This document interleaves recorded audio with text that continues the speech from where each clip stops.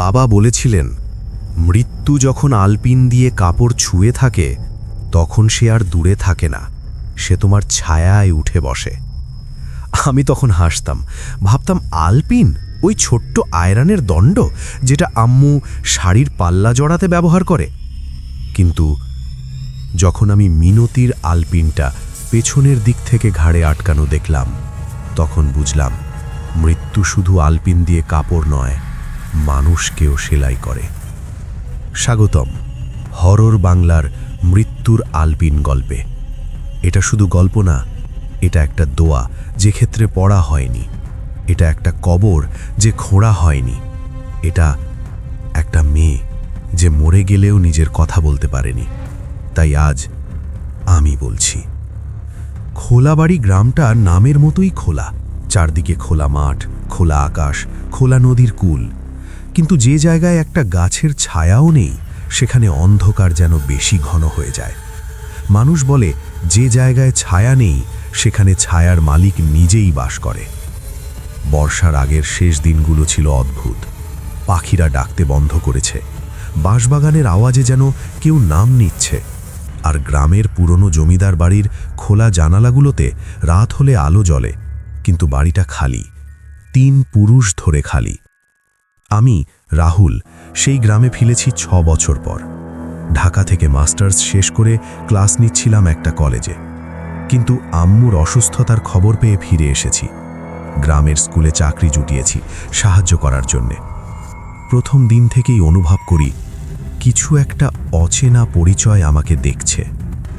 বাড়ির পিছনের বাঁশঝাড়ে রাতে কেউ হাঁটছে, কিন্তু পায়ের শব্দ নেই। গরুর ঘরের গায়ে কে যেন ছোট্ট আঙুলের দাগ এঁকেছে লাল রঙে, যেন রক্ত দিয়ে। আর আমার বিছানার কোণে প্রতি সকালে একটা কালো আলপিন পড়ে থাকে। ওই যে মাস্টার সাহেব, আপনার জন্যে চা। রাখাল, আমাদের বাড়ির চাকর, চা নিয়ে এলো। তার হাতে একটা পুরনো টিনের কাপ। ওই কাপে 2টো নাম খোদাই করা, মিনতি আর রাহুল। আমি চমকে উঠলাম। মিনতি? কেও? রাখাল চা রাখতে গিয়ে হাত থামিয়ে ফেলল, তার চোখ নিচু। আপনি মনে করেন না? কি মনে করব? আপনি যখন ছোট, 6 বছর বয়স, আপনার বাবা মা শহরে চলে গেছিলেন। আপনি আম্মুজানের কাছে থাকতেন, আর মিনতি ছিল আপনার খেলার সঙ্গী। আমার মাথায় কিছুই উঠল না। কোনো মিনতি, কোনো খেলার সঙ্গী? মিনতি কোথায়? রাখাল আসতে বলল, ও মরে গেছে মাস্টার সাহেব, বর্ষার প্রথম দিনে। তার গলায় একটা কাঁপুনি। ওর কবর দেওয়া হয়নি, জিন্দা কবর দেওয়া হয়েছিল। আমি হেসে ফেললাম। তুমি কি বলছো রাখাল? মানুষ জিন্দা কবর দেয়? জমিদার বাড়ির পিছনের কূপে, ওই যে বাঁশবাগানের মাঝে একটা ঢাকা কূপ, ঢাকনা লোহার চেন দিয়ে বাঁধা, সেখানে ওকে আলপিন দিয়ে কাপড়ের মধ্যে বাঁধা হয়েছিল। কেন? ও জিন। জিন? না মাস্টার সাহেব, ও জিন না। ও জিন হওয়ার আগেই মরে গেল। গ্রামের লোক ভয় পেয়েছিল, বলেছিল মিনতি মরে গেলেও দেহ সরকায় না, চোখ খোলা থাকে, গায়ে নীল দাগ, আর মুখে হাসি, যে হাসি কখনো মুছে যায় না। আমি বুঝলাম না, কিন্তু সেদিন রাতে আমার বিছানায় বালিশের নিচে একটা ছোট্ট কালো শাড়ির টুকরো পেলাম, আর তার কোণায় একটা আয়রনের আলপিন, যার মাথায় লাল রঙে লেখা, তুমি ভুলে গেছ, কিন্তু আমি মনে রেখেছি। পরদিন আম্মুজানের পুরনো আলমারি খুললাম। ওর ডায়েরিগুলো সব ধুলো মাখা। মাঝে একটা খাতায় ছবি, একটা ছোট্ট মেয়ে, হাতে লাল বেলুন, চোখ 2টো চকচকে, পিছনে জমিদার বাড়ির ভগ্ন দরজা, নিচে লেখা, আজ মিনতি আবার এসেছে। বলল আমি রাহুল ভাইয়ার সাথে খেলব। কিন্তু রাহুল তো 3 বছর ধরে ঢাকায়, আর মিনতি 2 বছর আগে মারা গেছে। আমার হাত কাঁপতে লাগলো। আমি ফোন করলাম মোল্লা ভাইকে। মোল্লা ভাই, মিনতি কে? খানিক নীরবতা। তারপর বললেন, যে নাম কেউ উচ্চারণ করে না, তার নাম তুমি জানতে চাও কেন? আমাকে বলুন। ঠিক আছে, কিন্তু একটা কথা মনে রাখবে, মরা মানুষ যদি তোমার নাম ধরে ডাকে, তুমি সাড়া দিও না, কারণ সে তোমার নাম মুখে নেওয়ার পর তোমার শ্বাস নিজের করে নেবে। তারপর মোল্লা ভাই বললেন, মিনতি ছিল জমিদার বাড়ির কাছের এক মাঠের মেয়ে। বাবা হারিয়ে গেছে, মা পাগল। গ্রামের ছেলেরা ওকে চাঁদের মেয়ে বলতো, কারণ ও রাতে একা মাঠে বেড়াতো, আর চাঁদের আলোয় ওর চুলগুলো যেন সোনালিই হয়ে যেত। একদিন বর্ষার আগের সন্ধ্যায় রাহুল, আমি আর মিনতি জমিদার বাড়ির ভগ্ন দরজার পিছনে লুকিয়েছিল বৃষ্টি এড়াতে। সেখানে ওরা দেখেছিল একটা পুরনো আয়না। আয়নায় কোনো ছবি নেই, শুধু লাল মেঝে, আর মাঝখানে একটা কালো আলপিন যেটা নিজে থেকেই ঘুরছিল। মিনতি বলেছিল, ওটা মৃত্যুর আলপিন। একবার যে ওটা ছুঁয়েছে, ওর শেষ মুহূর্তে আলপিন ওর গায়ে ফোঁটা দেবে, যেন শাড়ির পাল্লা জড়ানো হচ্ছে। রাহুল, আমি হেসেছিল, বোকা, আলপিন দিয়ে কি হবে? মিনতি বলেছিল, কাল যদি আমি না আসি, তুমি আমার জন্য একটা আলপিন মাটিতে গেঁথে রাখবে, তাহলে আমি জানব তুমি আমাকে মনে রেখেছ। পরদিন বৃষ্টি নামল ভয়ানক। মিনতি আর এলো না। গ্রামের লোক বলল, ও মরে গেছে, জমিদার বাড়ির কূপে পড়েছে। কিন্তু যখন টেনে তোলা হলো, ওর হাতে ছিল একটা লাল বেলুন, ওর চোখ খোলা, ওর মুখে হাসি, আর ওর শাড়ির পাল্লায় একটা কালো আলপিন গেথা। তারপর গ্রামের মানুষ বুঝল, ও শুধু মরেনি, ও দরজা খুলে দিয়েছে। কূপটা ঢাকা হলো লোহার ঢাকনা দিয়ে, চেন দিয়ে বাঁধা হলো, আর গ্রামের সব আলপিন সবাই গিয়ে ফেলে দিল কূপের পাশের কাদায়। কারণ যে আলপিন মিনতির শাড়িতে ছিল, সেটা পৃথিবীর সব আলপিনের মা, আর যে আলপিনের মা বেঁচে আছে, তার সন্তানরাও বেঁচে থাকে, নিজের মতো মিলিয়ে মিলিয়ে। সেদিন থেকে ঘটতে লাগলো অদ্ভুত ঘটনা। গ্রামের সব মেয়েদের শাড়ির পাল্লায় নতুন আলপিন ফুটে উঠল, কালো, ঠান্ডা, যেন বরফ দিয়ে তৈরি। রাতে কেউ যদি কাঁদে, তার কানের পাশে আলপিনের শব্দ শোনা যায়, টিং টিং। আমার ক্লাসের ছাত্রী রিয়া, যে সব সময় হেসে থাকে, একদিন বলল, স্যার, আমার পিছনে একটা মেয়ে দাঁড়িয়ে, ও আমার শাড়িতে আলপিন লাগাচ্ছে, বলছে, এটা তোমার শেষ শাড়ি, এখন থেকে তুমি আমার সাথে থাকবে। পরদিন রিয়া স্কুলে আসেনি। বাড়ি গিয়ে দেখি, ও বিছানায় শুয়ে, চোখ খোলা, মুখে হাসি, আর ওর শাড়ির পাল্লায় 3টে কালো আলপিন। গ্রামের লোক তাড়াতাড়ি ওকে কিসমতগঞ্জের পীরের মাজারে নিয়ে গেল। পীর বললেন, ও শুধু জ্বর নয়, ও সেলাই হচ্ছে, মৃত্যু ওকে নিজের কাপড়ের সাথে জুড়ে দিচ্ছে। আলপিন হলো সেলাইয়ের সূচ, আর যে 3টে আলপিন নিয়েছে, ও 3 দিনের মধ্যে মরবে, নিজেকে নিজেই কবর খুঁড়ে। আমি আর চুপ করে থাকতে পারলাম না। জমিদার বাড়ির কূপের কাছে গেলাম। লোহার ঢাকনা এখনো আছে, কিন্তু চেনটা ভেঙে গেছে।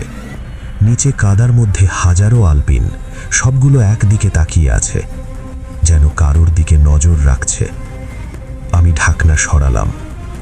ভেতরে কিচ্ছু নেই, শুধু একটা শুকনো গাছের ডাল, যার ডগায় লাল বেলুন। আমি বেলুনটা ধরতে গেলাম, হঠাৎ পিছন থেকে এক হাত আমার কাঁধে রাখল, ঠান্ডা, কাঁপতে কাঁপতে। একটা মেয়ের গলা, তুমি এসেছ, আমি জানতাম। আমি ঘুরে তাকালাম, মিনতি। ছোট্ট, ভিজে চুল, চোখ দুটো চকচকে, কিন্তু ওর চোখে পাতা নেই, শুধু দুটো কালো গর্ত। ও বলল, তুমি ভুলে গেছো, কিন্তু আমি ভুলিনি। সেদিন তুমি আয়নার সামনে আলপিনটা ছুঁয়েছিলে, তোমার আঙুল থেকে রক্ত পড়েছিল, মৃত্যু তোমার নাম লিখেছে, কিন্তু তুমি ছিলে ছোট, তাই ও তোমাকে 2.5 বছর পর নিতে আসবে বলেছিল। আমি হাঁপাতে লাগলাম, কি? আমি কি?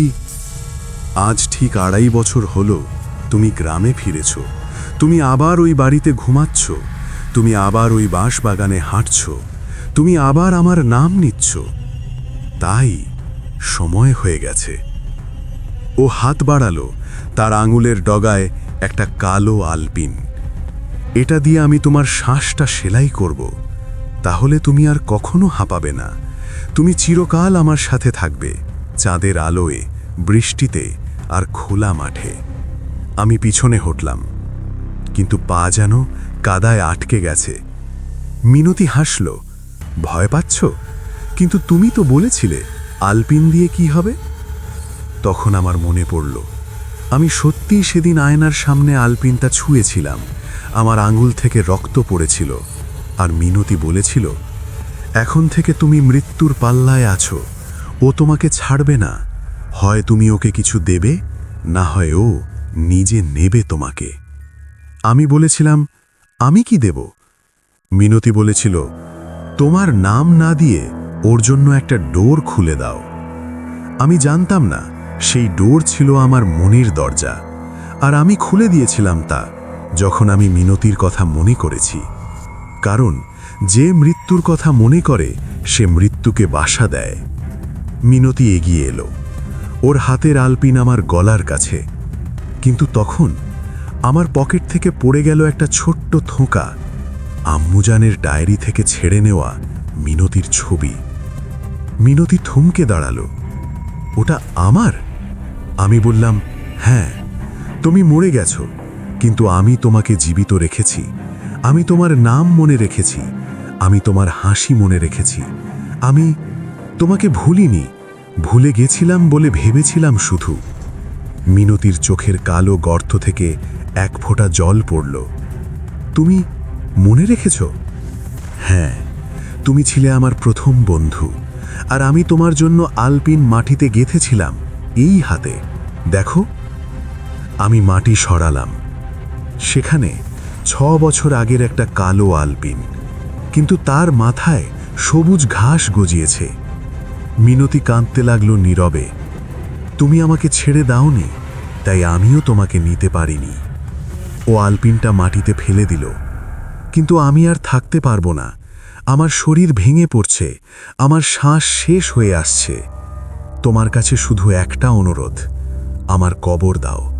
একটা সাধারণ কবর, মাটি দিয়ে, ফুল দিয়ে, আর আমার শাড়ি থেকে আলপিনটা খুলে ফেলবে। কারণ যে আলপিন মৃত্যুর, সে কবরেও বেঁচে থাকে, আর যে বেঁচে থাকে সে আবার উঠে দাঁড়ায়। আমি মাথা নাড়লাম। আমি দেব তোমার নামে একটা কবর, যেখানে কেউ ভয় পাবে না, শুধু মনে রাখবে। মিনতি হাসল। এবার সেই হাসিটা ছিল সাধারণ মেয়েদের মতো। ধন্যবাদ রাহুল ভাইয়া। তারপরও পিছনে হাঁটতে লাগল জমিদার বাড়ির দিকে। যখন ও দরজায় পৌঁছল, ও ঘুরে বলল, আলপিন আর কাউকে স্পর্শ করবে না, কারণ মৃত্যু যখন কারো নাম মনে করে তখন সে আর স্বীকার করে না, সে শুধু বিদায় নেয়। ও ভেতরে ঢুকল, দরজা বন্ধ হলো, আর কখনো খোলেনি। পরদিন সকালে গ্রামের সবাই মিলে জমিদার বাড়ির পিছনে মিনতির জন্য কবর খুঁড়ল। কবরে শুধু একটা ছোট্ট লাল বেলুন রাখা হলো, বাতাসে উড়ে যাওয়ার আগে। আমি নিজে হাতে মাটি দিলাম, আর প্রতিটা মুঠো মাটির সাথে বললাম, তুমি ছিলে মিনতি, তুমি ছিলে আমার বন্ধু, তুমি ছিলে চাঁদের মেয়ে, এখন তুমি মাটির মেয়ে। শেষ মুঠো মাটি দিতে গিয়ে আমার হাতে লাগলো কিছু, একটা কালো আলপিন। কিন্তু এবার ওটা জড়াই হয়ে পড়ে গেল মাটির মধ্যে। আজ পর্যন্ত খোলা বাড়ির কোনো মেয়ের শাড়িতে আলপিন ফোটে না। কূপের ঢাকনা এখনো বন্ধ, কিন্তু কেউ ভয় পায় না। রাতে বাঁশবাগানে হাঁটলে শোনা যায় একটা মেয়ের গান, আলপিন দিয়ে শাড়ি জড়াই না আর, মৃত্যুর পাল্লায় যাই না আর। আমি এখন মাটি, আমি এখন ফুল, তুমি যদি মনে রাখো আমি বাঁচি ভুলে না যাওয়ায়। আর আমি প্রতি বর্ষার প্রথম দিন মিনতির কবরে একটা সাদা গোলাপ রাখি, আর তার কাঁটায় একটা ছোট্ট আলপিন গেঁথে দিই, যাতে কেউ না ভুলে যায় কিছু মৃত্যু শুধু শরীর নষ্ট করে না, কিছু মৃত্যু মন থেকে নাম মুছে দেয়, আর মনে রাখাই সেই জয়। আমি জানি না মিনতি কি সত্যিই ছিল, নাকি আমার মন তৈরি করেছিল এক অপূর্ণ স্মৃতিকে। কিন্তু একটা কথা নিশ্চিত, যে মানুষকে ভুলে যাওয়া হয় সে মরে যায় দ্বিতীয়বার। তাই আজ রাতে মনে পড়ে কারো কথা যে চলে গেছে, কিন্তু নামটা এখনো মুখে এসে যায়। সে এখনো বেঁচে আছে, আর হয়তো সে এখনো আপনার পিছনে দাঁড়িয়ে আপনার জন্য অপেক্ষা করছে। তাই ভুলবেন না, মনে রাখুন, কারণ মৃত্যু শুধু আলপিন নয়, স্মৃতিই হলো সবচেয়ে শক্তিশালী সেলাইয়ের সুতা। ধন্যবাদ শোনার জন্য। মৃত্যুর আলপিন শেষ। যদি গল্পটা ভালো লাগে শেয়ার করুন, কারণ কেউ একজন হয়তো এই মুহূর্তে ভুলে যাওয়ার পথে। আপনার শেয়ার হয়তো ওকে আরেকবার বাঁচাবে।